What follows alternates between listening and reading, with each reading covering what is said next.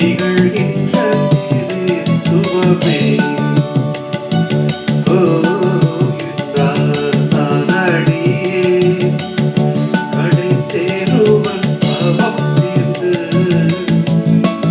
அத்தா உன்னை அல்லால் எனக்கார் துணையாருறவே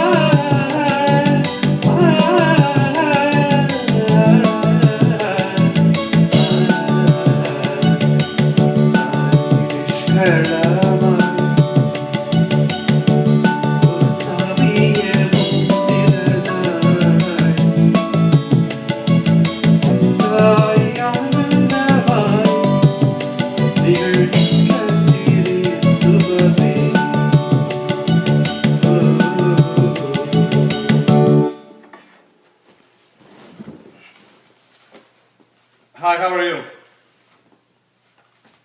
Thank you for watching my videos, and at the same time I just wanted to tell you I'm sorry if I hurt somebody, and this is not my intention to hurt somebody through my messages or anything. Whatever I went through, whatever I found in all my 30 years of working, that's what I'm presenting it to you. It's up to you to take it. It's up to you to go and research it on it, okay? So let us start today. I'm going to talk a little bit about, it's not an in-depth study, within 10 minutes I'm trying to give you some points. We are going to talk about grace, salvation, and the law. You know, who was the first Jewish apostle who was called to do the ministry in the Gentiles? Apostle Peter. What was his Jewish name? Was Kepha. What was the other name? Shimon. So he has a multiple name with one face. And who was the apostle who working with Gentile? Apostle Paul. So whenever Apostle Paul visited any new city, he first goes to the synagogue. But the first disciple from Apostle called to go to Gentile was Peter. So see, even though the Jewish guy going to Gentile, and Gentile from Gentile, one guy coming back to the Jewish congregation all the time. So the message is the same. They were not changing any inter-messages. People are thinking that there's a lot of interpretation on these messages. I just want to tell this one before I go to the message on this topic. So in those days, you know, it is very difficult to gather these Jewish people, because in Israel there's a saying that two Jewish people with the three opinions, because they always have differences of opinions. So it is not easy to gather the Jewish people. That's what you know, Jesus also one time it said we always misinterpret that, where two or three people are gathered together in my name, I'll be in the midst. Basically, in the Jewish perspective, it's totally different than the Gentile perspective. In the Jewish way to think of that word is that in Jewish time they needed at least 3 witnesses for anything or everything. That's why it has been said 2 or 3. So. But what we think is totally, in Gentiles, we think totally different, because if 2 or 3 people are there, if any congregation is too small, they say, brother, don't worry, when 2 or 3 people are there, Jesus is going to come out. But Jewish perspective is not that way. That's why I said that studying through the Word of God through the Hebrew is totally opposite than studying through the Gentile version. Let's move on. So what I'm trying to tell you this one is, Jewish people have differences of opinions. It was very hard when you think of it, 120 people gathered in one place with one accord, that itself a miracle. It was a diversified situation there. Jewish people have different type of Jewish people. The Sadducees, Pharisees, Hellenistic Jewish, and Zealots, and also Essenes. Different type of people over there in the Jewish community. And it was tough for the Messianic Jewish people to bring them all together. For example, if a Messianic Jewish guy is coming back, if he has come from in Sadducees, that he has to compromise with them, because Sadducees believed in the spiritual resurrection. Pharisees believed in bodily resurrection. If a Messianic Jewish guy, if he is from in that Sadducees group, he has to be a little more bent towards the Sadducees. Otherwise, he can't. So it was difficult for them to reach any type of point or definition to come to a conclusion. At the same time, they're also having struggled to bring these Gentile people to bring to their congregation. It was very, very tough. How come they can do this one? That's why on the day of Shavuot, people dispersed from all over the world, the Jewish people gathered on the day. And also followers of Jesus gathered on the day. So multiple type of different kind of Jewish people and different with the thoughts processes going on there. It was tough in Jerusalem to be together. At the same time, in the olden days, we have read about the story of Babel. Babel, in the story, God disperses or diversifies all these people because they were talking in one language. Here, people were speaking in multiple language, but they were united with the one Holy Spirit. That's the main point that he was delivering, that diversified with one God's love. God was telling unity is not uniformity, unity in diversity. There is beauty in unity in diversity. That's the point that God is making. It's not the importance of the tongue speaking, because they were speaking tongues, but everybody could be able to understand.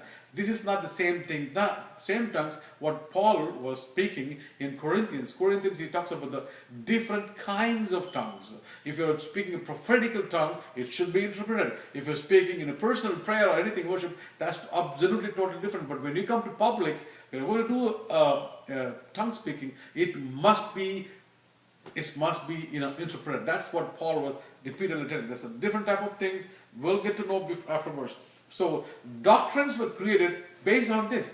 That's what I'm telling. Denominations are more deceptive when they make these things. I'm not attacking anybody, but I'm trying to tell you almost the exact things, the way that I answered. Okay, let's move on.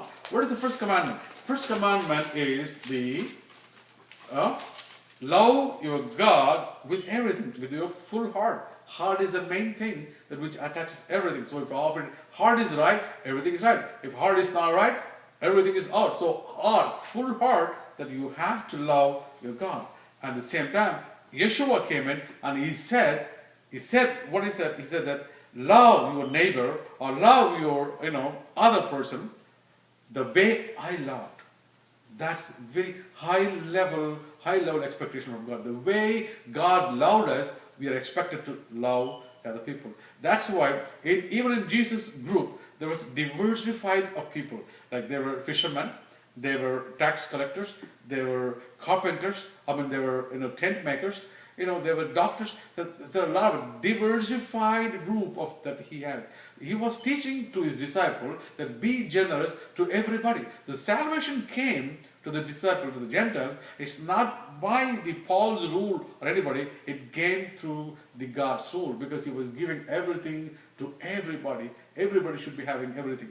That's what he was talking about. So it is not the salvation is just came to somebody else. It came to God, but he used Jewish people as a tool. Okay, let's talk about this. How these people are struggling to reach this one. They were reaching, we were telling the English Bible was talking about the church. There is no name called church. There's no name called church in Greek. In Greek it's called ecclesia. Ecclesia means community of faith called out for God. Israel was called out from Egypt to worship God. So Israel is ecclesia. So basically what I'm saying is anything which is called, it's a community of faith. It's not a single group. It's a community of faith. The community should be diversified. Salvation to be extended to everybody, to all the Gentile people, everyone. It's not only for Jewish people. It came first to Jewish and then it went into the Gentile. That's what the Bible talks about that one. But after this salvation happened, today Christianity people are talking about something. Oh, you know what, brother? New Testament is full of grace and we don't obey or we don't observe any laws or anything. Laws are over on Old Testament. There's no more laws. That's it. It's all end. You know, Jesus is the end of the laws. But actually, in the Jewish perspective, it is not the end of the law.